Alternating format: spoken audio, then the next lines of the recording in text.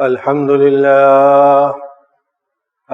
لله نحمده ونستعينه ونستغفره ونؤمن به ونتوكل عليه ونعوذ بالله من شرور أنفسنا ومن سيئات أعمالنا من يهده الله فلا مضل له ومن يضلل فلا هادي له وأشهد أن لا إله إلا الله وحده لا شريك له وأشهد أن محمدا عبده ورسوله أما بعد فإن خير الحديث كتاب الله وخير الهدي هدي محمد صلى الله عليه وسلم وشر الأمور محدثاتها وكل محدثة بدعة وكل بدعة ضلالة وكل ضلالة في النار فأعوذ بالله السميع العليم من الشيطان الرجيم بسم الله الرحمن الرحيم وَلَقَدْ خَلَقْنَا الْإِنسَانَ وَنَعْلَمُ مَا تُوَسْوِسُ بِهِ نَفْسُهُ وَنَحْنُ أَقْرَبُ إِلَيْهِ مِنْ حَبْلِ الْوَرِيدِ إِذْ يَتَلَقَّى الْمُتَلَقِّيَانِ عَنِ الْيَمِينِ وَعَنِ الشِّمَالِ قَعِيدٌ مَا يَلْفِظُ مِنْ قَوْلٍ إِلَّا لَدَيْهِ رَقِيبٌ عَتِيدٌ وَجَاءَتْ سَكْرَةُ الْمَوْتِ بِالْحَقِّ ذَلِكَ مَا كُنْتَ مِنْهُ تَحِيدُ وَنُفِخَ فِي الصُّورِ ذَلِكَ يَوْمُ الْوَعِيدِ وَجَاءَتْ كُلُّ نَفْسٍ مَعَهَا سَائِقٌ وَشَهِيدٌ لَقَدْ كُنْتَ فِي غَفْلَةٍ مِّنْ هَذَا فَكَشَفْنَا عَنْكَ غِطَاءَكَ فَبَصَرُكَ الْيَوْمَ حَدِيدٌ وَقَالَ قَرِينُهُ هَذَا مَا لَدَيَّ عَتِيدٌ الْقِيَا فِي جَهَنَّمَ كُلَّ كَفَّارٍ عَنِيدٍ مَنَّاعٍ لِلْخَيْرِ مُعْتَدٍ مُرِيبٍ الَّذِي جَعَلَ مَعَ اللَّهِ إِلَٰهًا آخَرَ فَأَلْقِيَاهُ فِي الْعَذَابِ الشَّدِيدِ قَالَ قَرِينُهُ رَبَّنَا مَا أَطْغَيْتُهُ وَلَكِنْ كَانَ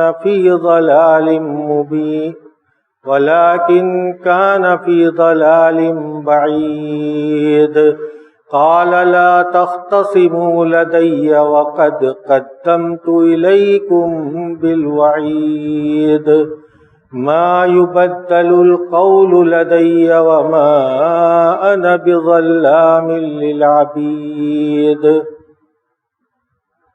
وقال جل شانه في سورة الأنعام وأن هذا صراطي مستقيما فاتبعوه ولا تتبعوا السبل فتفرق بكم عن سبيله ذلكم وصاكم به لعلكم تتقون معزز حاضرین، برادران اسلام، محترم بزرگوں اور دوستوں، عزیز ماں اور بہنوں، ہر مسلمان اللہ رب العالمین پر ایمان اور نبی کریم صلی اللہ تعالی علیہ وسلم کی رسالت کا اقرار کرنے والا ہوتا ہے، اور اس کے ساتھ ساتھ یوم معاد یعنی آخرت کے دن کی فکر کرنے والا ہوتا ہے۔ اور ہر مسلمان کے لیے دین پر عمل کرنے کے سلسلے میں یہ تین چیزیں بنیادی ہیں۔ اسلام نے ہمارے لیے ایک منہج بنایا ہے، ایک طریقہ بنایا ہے جس کو ہم اپنے سلوک میں اختیار کریں اور اسی کو اپنا کر ہم اپنی زندگی گزاریں. اور یہ منہج اور یہ طریقہ یہ دو چیزوں کو شامل ہے. پہلی چیز، قرآن کریم میں جتنی بھی غیبی باتیں ہیں اللہ رب العالمین کے یہاں کی، برزخ کی زندگی کی، آخرت کے بعد آنے والی زندگی کی، جو غیبی چیزیں ہیں جن کو ہم نے دیکھا نہیں صرف سنا ہے، ان سب پر ایمان رکھنا اور قرآن و حدیث کی تعلیمات کو مضبوطی کے ساتھ تھام کر چلنا، اسی کا نام استقامت ہے.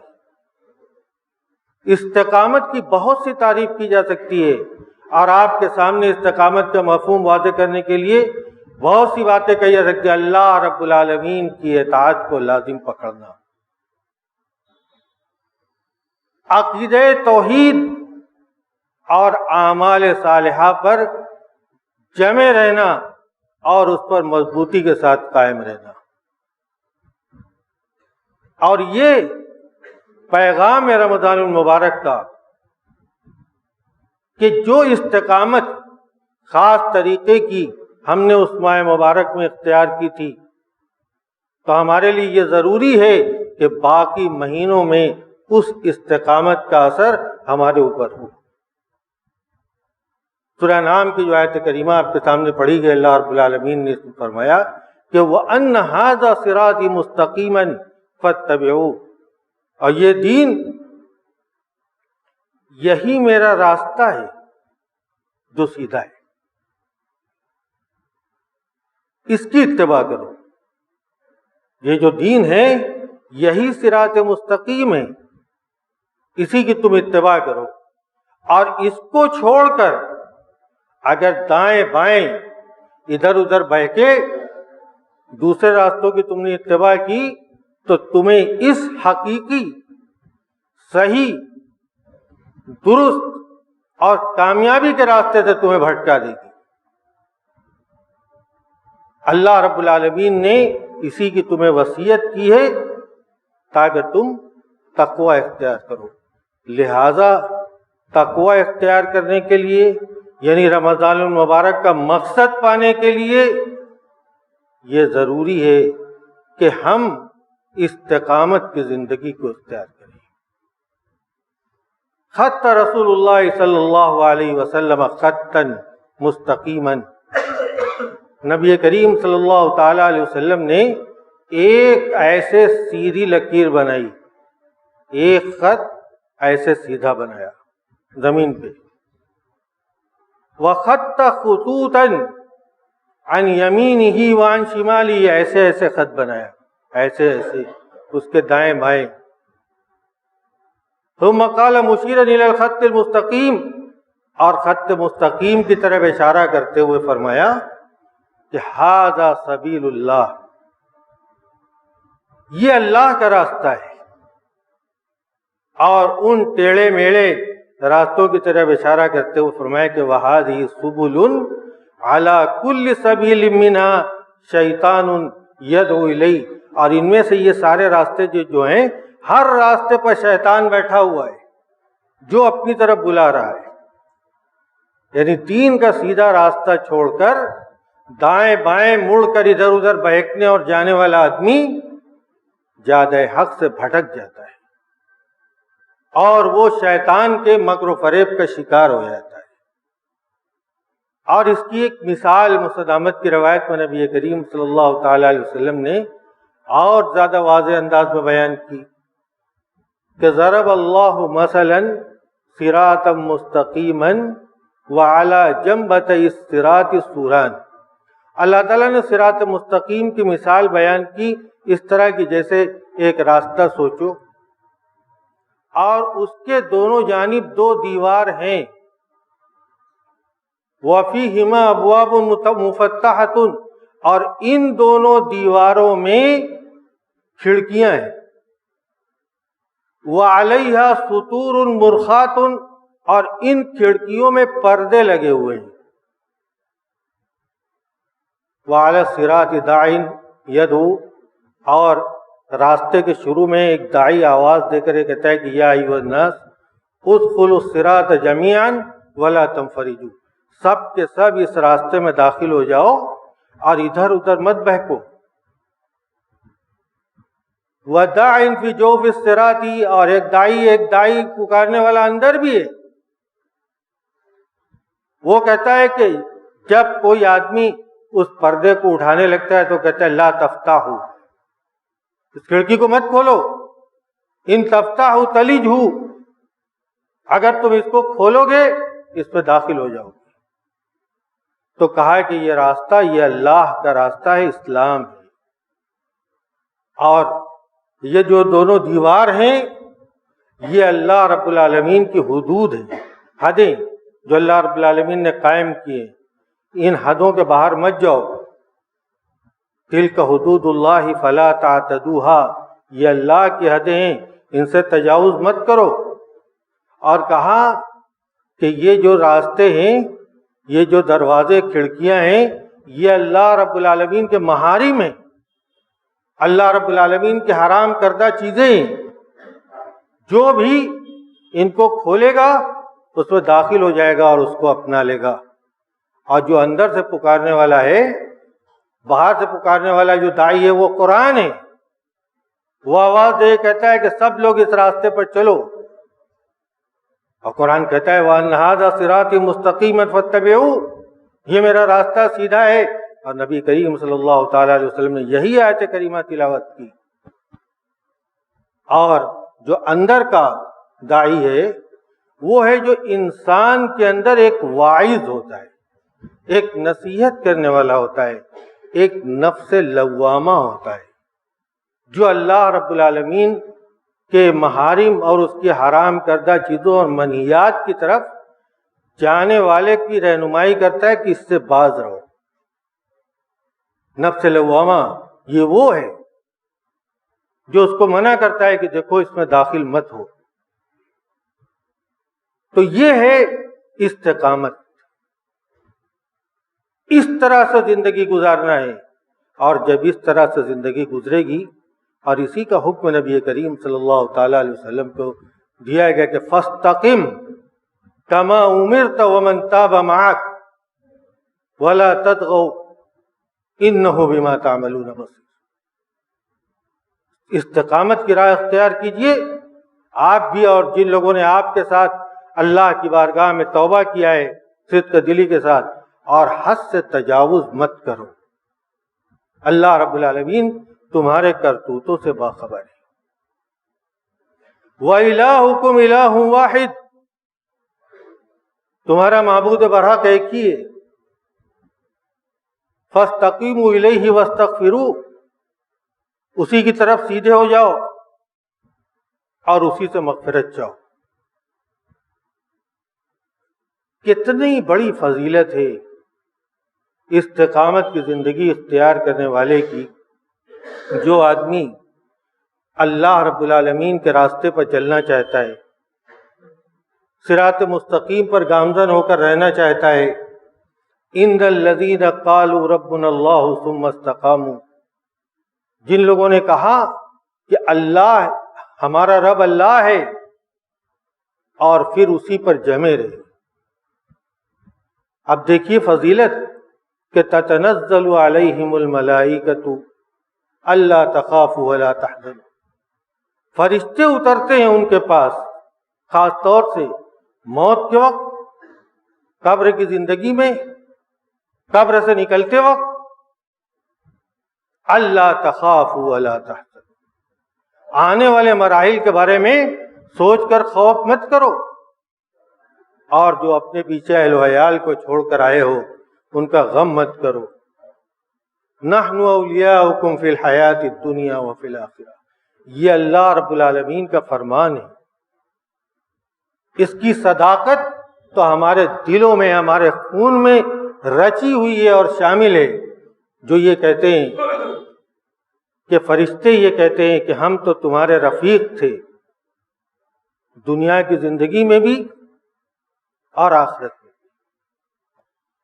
فرشتے دوست ہیں صاحب استقامت لوگوں کے.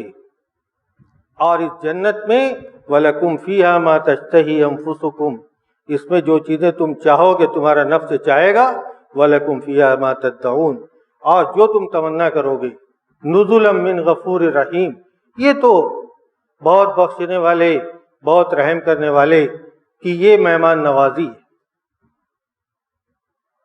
استقامت کی راہ اختیار کرنے والا آدمی اس کو بہت پریشانیاں بھی لاحق ہوتی ہیں. ام حسبتم ان تدخلوا الجنۃ، سورہ بقرہ میں اللہ رب العالمین نے فرمایا ام حسبتم ان تدخلوا الجنۃ ولما یأتکم مثل الذین خلوا من قبلکم، تم یہ سمجھتے ہو کہ جنت میں داخل ہو جاؤ گے اور تمہارے اوپر وہ حالات طاری نہیں ہوئے جو تم سے پہلے کے لوگوں پر طاری ہوئے تھے. کیسے حالات؟ مستہم الباساء والضراء، ان کو سختیاں اور ایذا پہنچی. وزلزلوا، ہلائے گئے. حتی یقول الرسول والذین آمنوا معہ متی نصر اللہ، رسول بھی اور جو ان کے ساتھ ایمان لائے تھے سب کہہ اٹھے متی نصر اللہ، اللہ کی مدد کب آئے گی. الا ان نصر اللہ قریب، اللہ کی مدد تو قریب.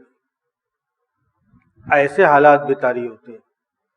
احسب الناس ان یترکوا ان یقولوا آمنا وهم لا یفتنون، لوگ جو کہتے ہیں کہ ہم ایمان لائے ان کو چھوڑ دیا جائے گا، ان کی آزمائش نہیں ہوگی. وَلَقَدْ فَتَنَّا الَّذِينَ مِن قَبْلِهِمْ، ان سے پہلے کے لوگوں کو بھی اللہ رب العالمین کہتے ہیں ہم نے آزمایا. فَلَيَعْلَمَنَّ اللَّهُ الَّذِينَ صَدَقُوا وَلَيَعْلَمَنَّ الْكَاذِبِينَ، تاکہ اللہ تعالیٰ سچے اور جھوٹوں کو جان لے کہ کون اپنے ایمان میں سچا ہے اور کون اپنے ایمان میں جھوٹا ہے. میرے بھائیوں، تکلیفیں صاحب استقامت پر اس طرح آئیں کہ حضرت خباب رضی اللہ تعالیٰ عنہ نے صحیح بخاری کی روایت میں نبی کریم صلی اللہ تعالیٰ علیہ وسلم سے کہا کہ اللہ کے رسول صلی اللہ تعالیٰ علیہ وسلم، ہم لوگ بہت مصیبت میں ہیں، بہت تکلیف میں ہیں، اللہ تعالیٰ سے دعا کر دیجئے کہ ہماری تکلیفیں دور ہو جائیں. نبی کریم صلی اللہ تعالیٰ علیہ وسلم نے فرمایا کہ خباب، تم سے پہلے جو لوگ گزرے ایسے لوگ بھی گزرے ہیں کہ ان کو زمین میں گاڑ دیا جاتا تھا اور آرے سے ان کو چیر دیا جاتا تھا کہ وہ اپنے دین سے باز آ جائے، لیکن وہ باز نہیں آتے تھے. لوہے کی کنگھیوں سے ان کے گوشت نوچے جاتے تھے، یہاں تک کہ ان کی موت ہو جاتی تھی، لیکن وہ راہ حق سے ادھر ادھر بال برابر بھی بھٹک نہیں سکتے تھے. نبی کریم صلی اللہ تعالیٰ علیہ وسلم کے قول کا اثر حضرت خباب رضی اللہ تعالیٰ عنہ کے اوپر دیکھنا ہو تو دیکھیے، کوئلے جلا کر ان کو لیٹا کر اور ان کے اوپر ایک شخص اپنا پیر رکھ کر کے سینے پر کھڑا ہے کہ وہ کروٹ نہ بدل سکیں، اور ان کے جسم کی چربی اس سے وہ کوئلہ جل جل کر بجھ جاتا تھا. عمر رضی اللہ تعالیٰ عنہ کو انہوں نے اپنی پیٹھ دکھلائی تو تپتے ہوئے سونے کی طرح قریش کے ظلم و ستم کا سکہ ان کی پیٹھ پر چمک رہا تھا. بلال رضی اللہ تعالیٰ عنہ مکہ کی دہکتی ہوئی ریت پر لٹا کر ننگے جسم اور ان کے سینے پر پتھر رکھ دیا جاتا تھا اور کہا جاتا تھا چھوڑ دو محمد کا دین، لیکن وہ کہتے تھے احد احد. گلے میں رسی ڈال کر کھینچا جاتا تھا، گھسیٹا جاتا تھا. عبداللہ ابن حذافہ سہمی رضی اللہ تعالیٰ عنہ کا واقعہ، ان کو رومی کافروں نے قید کر لیا اور لے کر اپنے بادشاہ کے پاس گئے۔ بادشاہ نے کہا کہ تم اپنے دین سے پھر جاؤ، یہ استقامت کی راہ چھوڑ دو، میں تمہیں اپنے راج پاٹ میں شریک کر لوں گا اور اپنی لڑکی شہزادی سے تمہاری شادی کر دوں گا۔ کہا کہ آپ مجھے اپنی بادشاہت دے دیں، عربوں کی پوری بادشاہت دے دیں، پھر بھی میں اپنی راہ سے ٹلنے والا نہیں۔ تو کہا کہ تب تو میں تمہیں قتل کر دوں گا۔ تو کہا اس کا تمہیں اختیار ہے، قتل کرنا ہے تو قتل کر دو۔ ان کو صلیب پر چڑھایا گیا اور ان کے اوپر تیر کی بارش کی گئی، ہر نازک جگہ پہ تیر ماری گئی۔ پھر پوچھا گیا کہ بولو پھرتے ہو کہ نہیں؟ کہا نہیں۔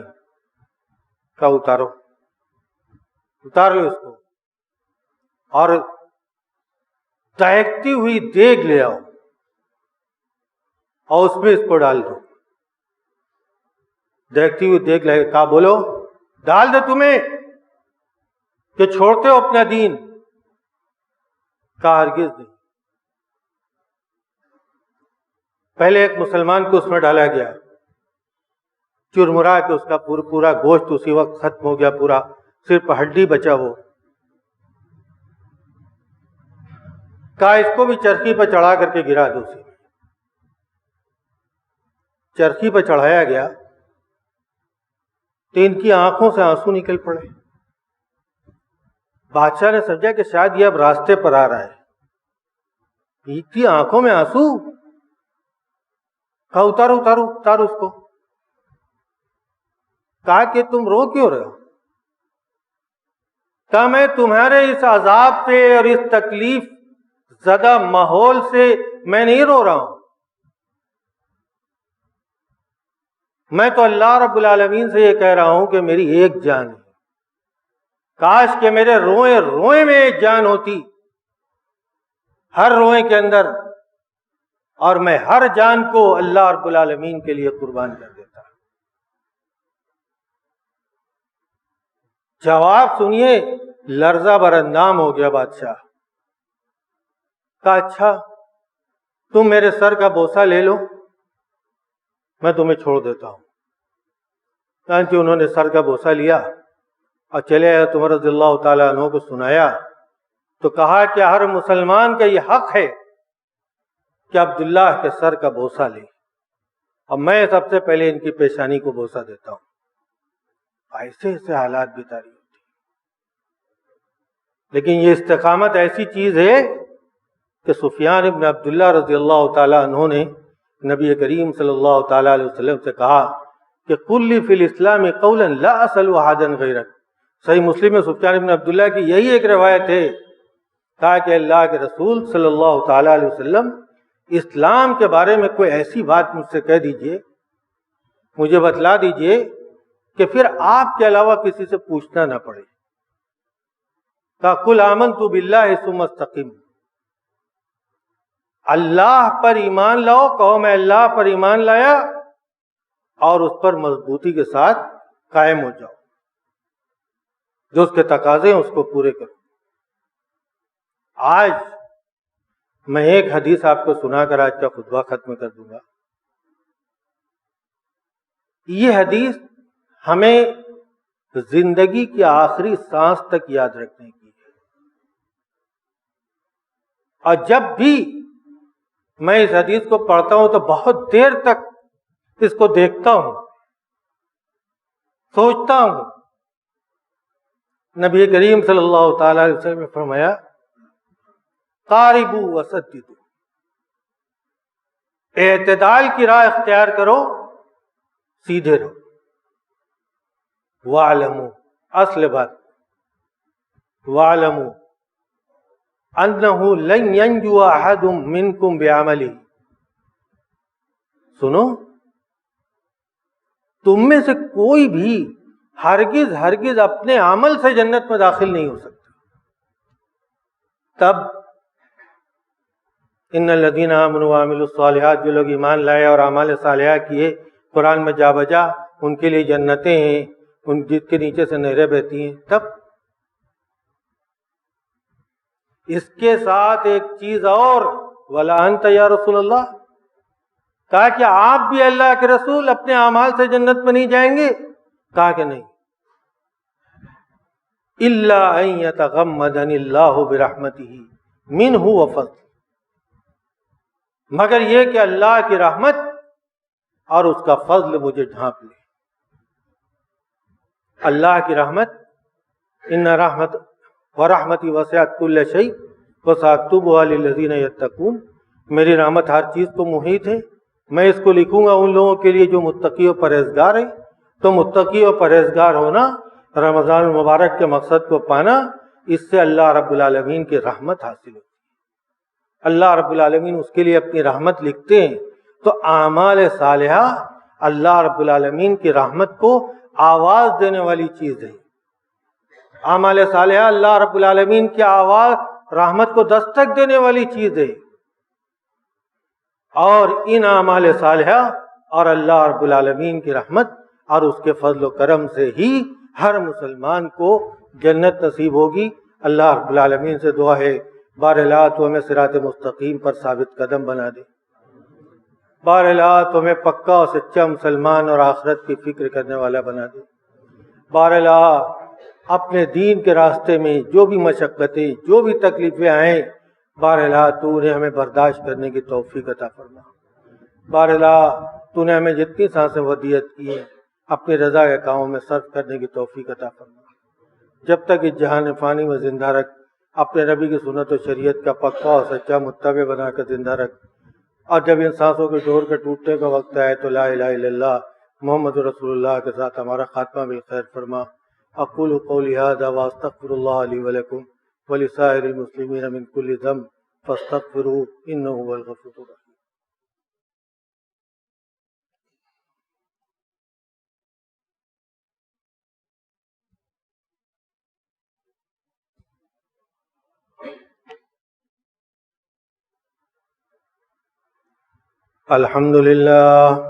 الحمد للہ نحمده ونستعینه ونستغفره ونؤمن به ونتوکل علیہ ونعوذ باللہ من شرور انفسنا ومن سیئات اعمالنا، من يهده اللہ فلا مضل له ومن يضلل فلا هادی له، واشهد ان لا الہ الا اللہ وحدہ لا شریک له، واشهد ان محمدا عبده ورسوله۔